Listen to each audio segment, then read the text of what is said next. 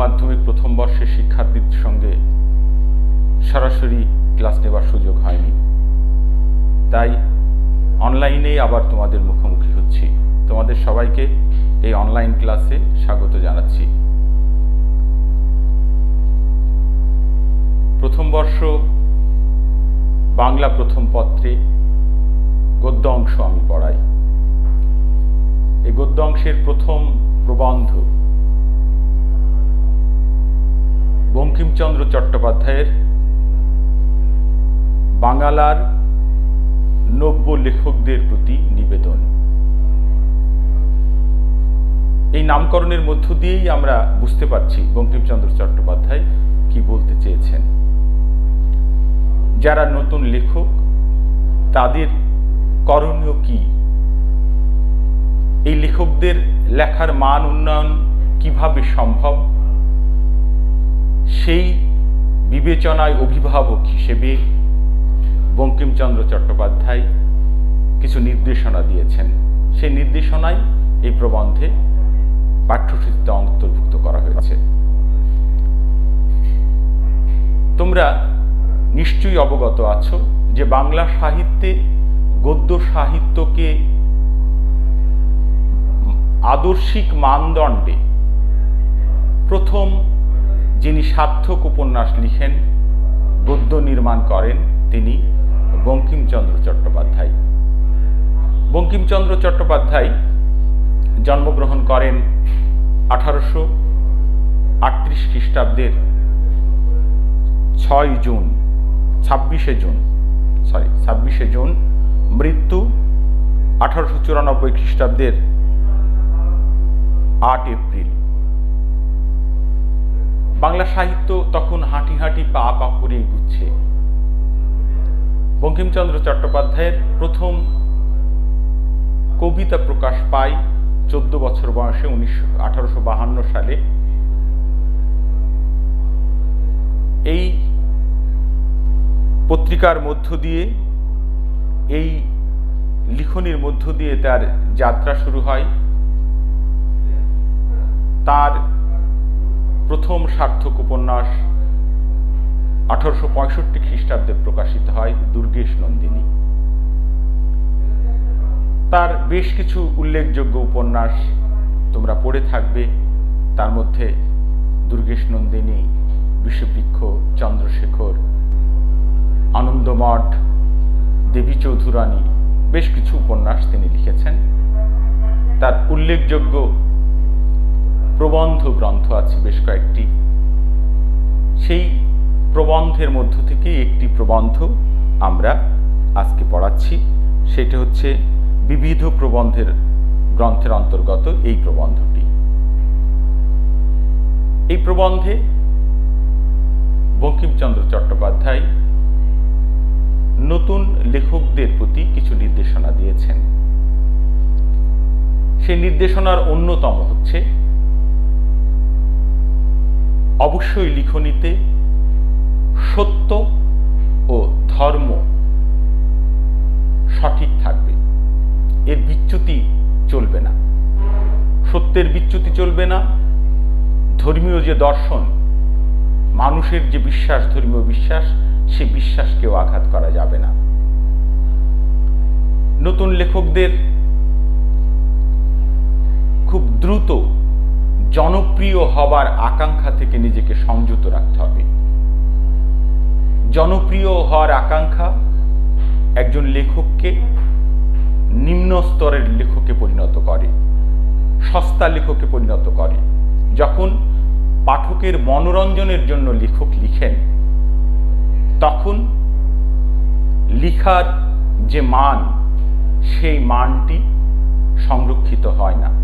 কারণ এদেশের পাঠক এখনো সেই পর্যায়ে পৌঁছেনি, তাদের রুচি, তাদের শিক্ষা, তাদের আদর্শ এখনো সেই পর্যায়ে পৌঁছেনি।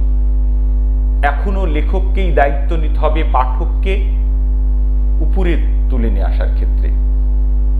উদাহরণ দিয়ে যদি বলি যে একজন মানুষ গর্তে পড়ে গেছে, তাকে হাত ধরি, আমি হাত ধরে তাকে উপরে উঠাই, কিন্তু আমি হাত ধরে যদি তার কাতারে নেমে যাই, তাতে গর্তে থেকে উপরে ওঠা হবে না।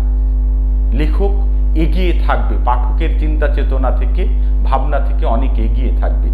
যে অগ্রসর ভাবনা পাঠককে এগিয়ে নিয়ে আসবে, উন্নত করবে, সমৃদ্ধ করবে। ফলে পাঠকের রুচি, পাঠকের মনোরঞ্জন করতে চাওয়া মানেই হচ্ছে পাঠকের কাতারে নেমে যাওয়া এবং নিজেকে নিচের স্তরে নামিয়ে ফেলা।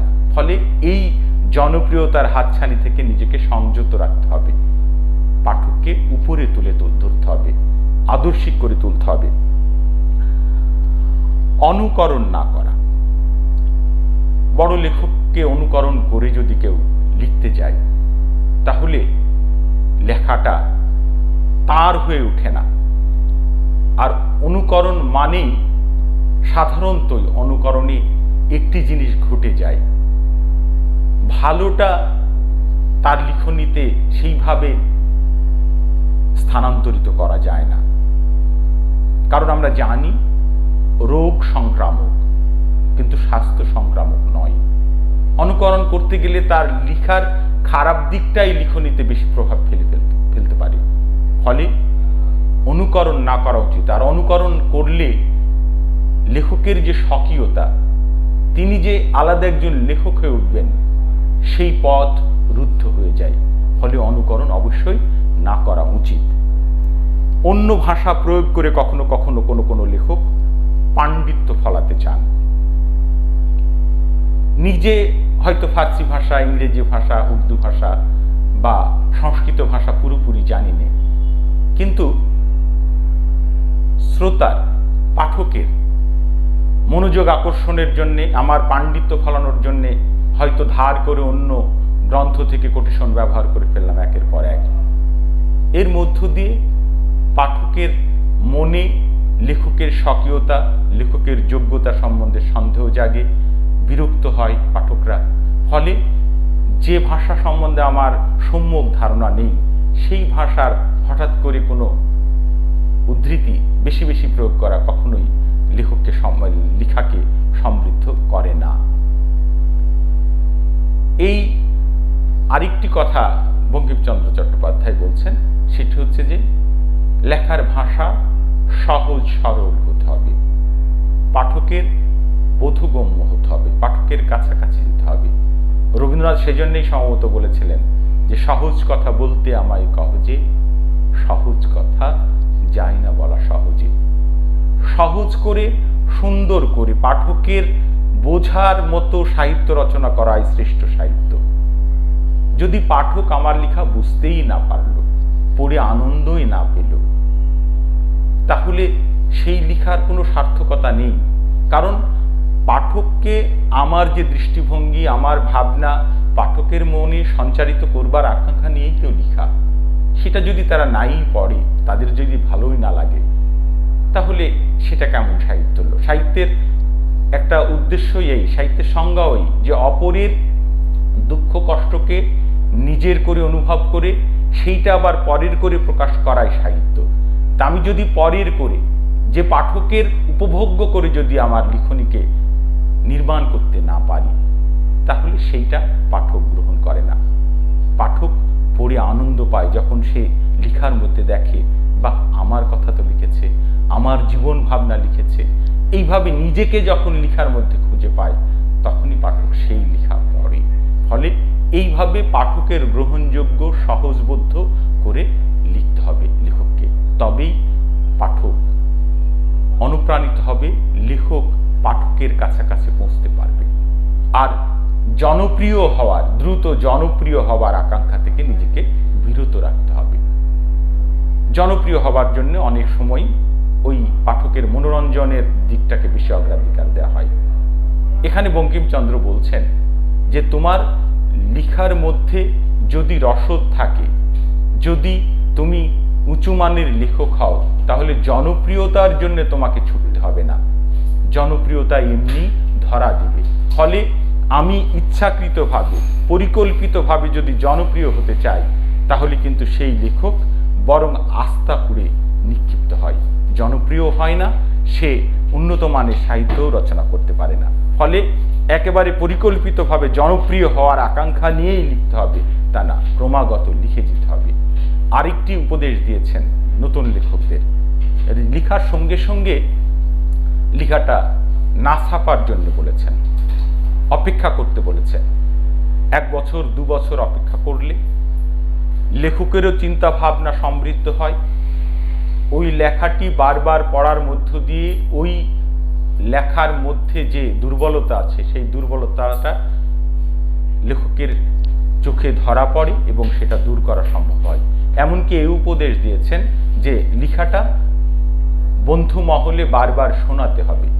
বন্ধু মহলে বারবার শোনানোর ফলে বন্ধুরা যে মন্তব্য করবে তাদের যদি ভালো লাগে তাহলে বুঝতে হবে যে অনেক পাঠকের ভালো লাগবে। কারণ একটা ভাত টিপলেই কিন্তু ভাত সিদ্ধ হয়েছে কিনা সেটা জানা যায়।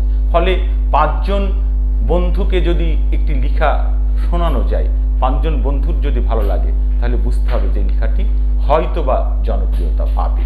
ফলে এইভাবে লেখা বেশ কিছুদিন নিজের কাছে রেখে বন্ধুদের দেখিয়ে শুনিয়ে তারপরে সংশোধন করে তারপরে লেখাটি প্রকাশ করলে সেই লেখাটা অনেকখানি নির্ভুল হয়, জনপ্রিয়তা পাওয়ার ক্ষেত্রে সহায়ক হয়। বঙ্কিমচন্দ্র চট্টোপাধ্যায়ের এই একটি উপদেশ। আর পরনিন্দা থেকে নিজেকে বিরত রাখতে হবে। পরনিন্দা এবং নিজের স্বার্থ সিদ্ধি, এই দুটো বৈশিষ্ট্য পাঠকের কাছে লেখককে ছোট করে। পরের নিন্দা না করে ভালো দিকটা দেখিয়ে দেওয়া, নিজের স্বার্থ সিদ্ধির উদ্দেশ্যটাই প্রধান, এটা যদি পাঠকের কাছে স্পষ্ট হয়ে ওঠে সেই সাহিত্য কখনোই কোনো পাঠক গ্রহণ করবে না।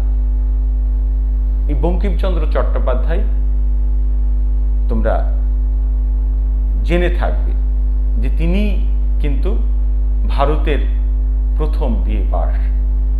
যখন কলকাতা বিশ্ববিদ্যালয় প্রতিষ্ঠিত হলো 58 সালে মাত্র 10 জন পরীক্ষার্থীর মধ্যে মাত্র 2 জন পাশ করেন। তার প্রথম হন হচ্ছে বঙ্কিমচন্দ্র চট্টোপাধ্যায়। এই প্রতিভাবান মানুষ, তিনি ম্যাজিস্ট্রেট ছিলেন। বাংলাদেশের অবিভক্ত বাংলার নানা জায়গায় তিনি ঘুরে বেড়িয়েছেন, এদেশের মানুষকে দেখেছেন। তার মানসিকতা যে কত সমৃদ্ধ, সাধারণ মানুষের প্রতি তার যে মমতা, দরদ, ভালোবাসা, সেটা তোমরা এর আগে একটা পাঠ্যসূচিতে ছিল বিড়াল নামের একটি প্রবন্ধ, গল্পের মতো করে চমৎকার একটি প্রবন্ধ, আমার দৃষ্টিতে চমৎকার প্রবন্ধ বিড়াল। সেখানে কত সুন্দর করে বলেছেন সমাজের এই বাস্তবতাকে, কত চমৎকার করে তুলে ধরেছেন।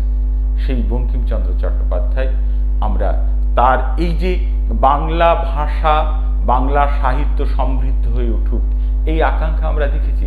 তার বাংলা ভাষা প্রবন্ধ আমরা দেখেছি যে কেমন ভাষায় লেখা উচিত। কারণ তিনি যে সময় লিখছেন, যে সময়ে কথা বলছেন, এই সব বিষয়ে কথা বলছেন, সে সময় বাংলা ভাষা নিয়ে কিন্তু নানা সমস্যা ছিল। কারণ তখন আমাদের বাংলা ভাষার প্রস্তুতি পর্ব শুরু করছে কেবল লেখকরা লেখা। একটা শ্রেণী কথ্য ভাষায় লেখার জন্য খুব তৎপর, নানাভাবে তারা সাধু ভাষায় লেখার বিরুদ্ধাচারণ করছেন। এইরকম একটি পর্যায়ে তিনি বাংলা ভাষা প্রবন্ধে চমৎকার একটা সমাধান দেওয়ার চেষ্টা করেছেন যে মানুষের যেটা গ্রহণযোগ্য, মানুষ যেটা পড়ে ভালো বুঝতে পারে সেরকম ভাষায় লেখা যেতে পারে। খুব সংস্কৃত শব্দবহুল একবারে কাঠখুট্টা সাধু ভাষায় লিখতে হবে এমন না, আবার অমার্জিত কথ্য ভাষায় যে সমস্ত গালাগালি মানুষ সাধারণত দেয় সে সমস্ত কথ্য ভাষাকেও সাহিত্যের ভাষা হিসেবে তুলে ধরতে হবে এমনটা না। তিনি মার্জিত, সুন্দর এবং পাঠকের বোধগম্য ভাষায় লিখবার জন্য আহ্বান জানিয়েছেন। এইভাবে বাংলা সাহিত্যকে সমৃদ্ধ করবার জন্যে তিনি তার যে উপদেশ, পরামর্শ, সেই পরামর্শগুলো সেই সময় নতুন লেখকদের সাহিত্য নির্মাণের ক্ষেত্রে গুরুত্বপূর্ণ ভূমিকা রেখেছে। সেজন্যে বঙ্কিমচন্দ্র চট্টোপাধ্যায়কে আমরা বলি সাহিত্য সম্রাট। কারণ সেই সম্রাটের মুকুট তিনি পরেছেন, কারণ সেই প্রারম্ভকালে তিনি চমৎকার করে যেভাবে কথ্য সাহিত্যকে সমৃদ্ধ করেছেন, উপন্যাস সাহিত্যকে জনপ্রিয় করে তুলেছেন, সে অনন্য ভূমিকা পালন করেছেন বঙ্কিমচন্দ্র চট্টোপাধ্যায়। বঙ্কিমচন্দ্র চট্টোপাধ্যায়ের এই সংবাদ প্রভাকর এই পত্রিকার মধ্যে যে 52 সালে কবিতা রচনা দিয়ে শুরু, তারপরে অসংখ্য উপন্যাস প্রবন্ধ লেখার মধ্য দিয়ে বাংলা সাহিত্যকে সমৃদ্ধ করেছেন। আর তিনি সেই জন্যেই বলছেন যে সত্য মূল্য না দিয়ে সাহিত্যের খ্যাতি করা চুরি, ভালো নয় ভালো নয় সে তো শৌখিন মজদুরি।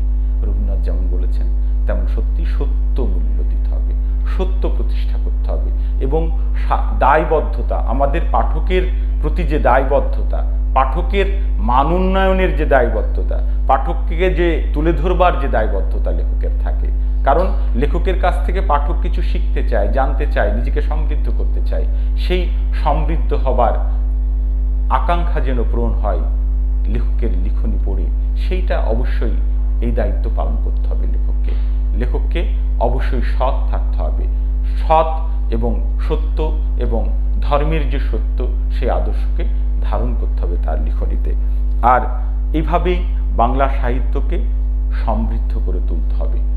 আমি বিশ্বাস করি যে তোমরা এই প্রবন্ধটি আরও সুন্দর করে পড়বে। প্রায় 13টি উপদেশ এখানে আছে। এই উপদেশ যদি কেউ শোনে তাহলে অবশ্যই এই সাহিত্য সমৃদ্ধ হবে, এই আকাঙ্ক্ষা তিনি ব্যক্ত করেছেন। তোমরা সরাসরি প্রবন্ধটি নিজে ভালো করে পড়বে। এত সংক্ষিপ্ত পরিসরে একটি প্রবন্ধ সম্বন্ধে বিস্তৃত কথা বলবার সুযোগ থাকে না। তারপরেও আমরা এই অনলাইন ক্লাসের মধ্য দিয়ে শুধু প্রবন্ধটি সম্বন্ধে সাধারণ একটা প্রাথমিক ধারণা দিতে পারলাম। এই ধারণাটা নিয়ে তোমরা প্রবন্ধটি পড়বে এবং পড়ে আরও সুন্দর করে অবগত হবে, বিষয়টি সম্বন্ধে সম্যক ধারণা লাভ করবে বলে আমি বিশ্বাস করি। আমরা এই সংকট কেটে যাক, তোমরা সরাসরি আমাদের ক্লাসে আসো। সরাসরি ক্লাস না করলে সত্যি শিক্ষকের খুব ভালো লাগে না। সামনে এই ফুলের মতো ফুটে থাকবে শিক্ষার্থীরা, আর শিক্ষক নানা প্রশ্নের মধ্য দিয়ে নিজে সমৃদ্ধ হবে। আমি তো সবসময় মনে করি যে ক্লাসে শুধু আমি শেখাই না, আমি শিখি।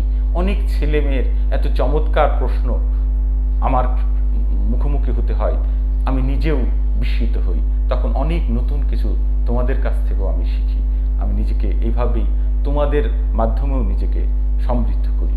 ফলে ক্লাসে সরাসরি ক্লাস নেওয়ার মধ্যে যে আনন্দ, যে আমার বিনিময় ব্যাপারটি যত আনন্দদায়ক হয়, ক্লাস নিতে যত ভালো লাগে, এইভাবে ক্লাস নিতে অত ভালো লাগে না। তারপরে আমরা চেষ্টা করছি তোমরা এই করোনা পরিস্থিতি একটু ভালো হয়েছে বলেই অবহেলা করবে না।